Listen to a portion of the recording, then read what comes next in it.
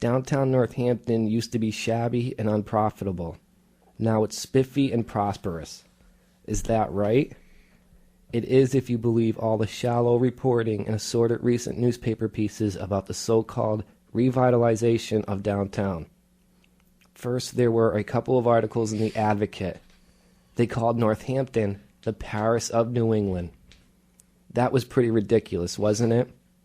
Then the Gazette did a special supplement on downtown. Among other things, they featured pioneer redeveloper Sam Goldman, who attributes his success to dumb luck. Yeah, we was dumb, he was lucky. Then, in May, the Wall Street Journal ran a front-page article on Northampton comparing downtown to Faneuil Hall and Baltimore's Harbor Place. Well, okay, but who'd want to live there? All three newspapers considered the gentrification of downtown progress. They all portrayed the new local business types as forward-looking and community-minded. That was just payback for faithful clients, of course. And the articles themselves served to advertise the whole local establishment, trying to encourage more and more investment and development. Meanwhile, all three papers downplayed or totally ignored how expensive downtown has become. They didn't talk about how, as tourists displace locals on Main Street, we are losing our city center. And they were blind to the wheeling and dealing which have accompanied redevelopment. I think it's obvious to most people around here that the new stores and refinished buildings mean prosperity only for a few, for a privileged few. For the rest of us, for the most part, downtown's too high-priced and over-sophisticated. We shop more on King Street than downtown. It's a shame because downtown's always been nice to walk around in. It's interesting. But when I walk around now, sometimes I get the feeling that these nice buildings are fake fronts, like a Hollywood set, and I just know there's a lot going on behind the scenes.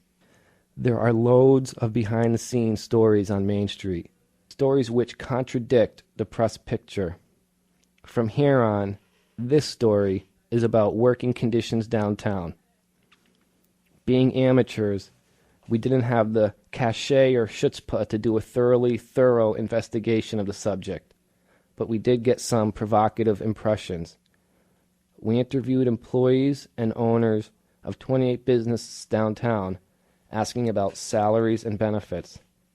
Often, in response to our questions, employees hesitated and were afraid they'd be fired if their bosses found out they talked. Owners were cagey and or guilty. We apologize if we seriously bothered anyone. We went into older establishments as well as newer hip boutiques, for comparison's sake, and it is revealing. Even allowing for the fact that newer businesses often don't make enough to support big payrolls, and a lot of these newer places pay, benefits and conditions stink. None of this is scientific, but we tabulated some of what we found. And then they have this graph here for pay and benefits of older establishments and hip boutiques. They have the average starting salary at each, the number of stores with starting salary above minimum wage. I'll just go through them. So the average starting salary in 1983 for older establishments downtown, which were 7+ years in business, there were 12 stores. The average starting salary was $3.80.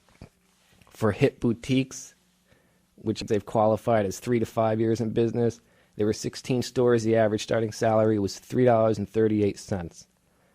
Number of stores with starting salary above minimum wage, 11 for older establishments, 4 for newer hip boutiques. Number of stores with health insurance, 9 for older establishments, 3 for newer hip boutiques. Number of stores with sick time and vacations, 7 for older establishments, 3 for new hip boutiques. The writer continues, 2 employees at newer stores were making less than minimum wage. When we asked one of them why she put up with it, she said jobs were too hard to find to bitch about a few cents. We heard lots of complaints about the lousy pay and benefits, and a fair number about inflexible scheduling. We heard about 2 workers who were given up to 39 hours of work a week but denied full-time status. In a few places, we heard complaints that the management was more interested in fancy furnishings than in fair wages. In most of the newer stores, turnover is very high. In the older businesses, on the other hand, workers seemed more positive. One woman told us many of the people where she worked had been with the store for years. She had her current sales job for 9 years, and she still likes it. Listening to the well-dressed owners and managers of the newer stores, we were able to figure out at least some of why work life in these places is bleak. A few were merely ambivalent and defensive, like the one who at first said she offered benefits, and then when we asked what kind, got flustered and admitted that she didn't offer any. But others were downright condescending when they discussed their staff. More than once, they brought up the fact that job applications were piling up to their ceilings, as if that had anything to do with our questions or the responsibilities to the people on their payroll. Of course, real life's never as neat as a newspaper article. Some of the hip boutiques in Northampton are decent workplaces. They started out with ideals and have more or less maintained them. Some of the older establishments, on the other hand, are suffocating. They began stingy and still are. But even though we've selected from what we found, especially to contradict the progressive image put out by gentrifiers and their press pals, the facts and anecdotes in this article are true and telling.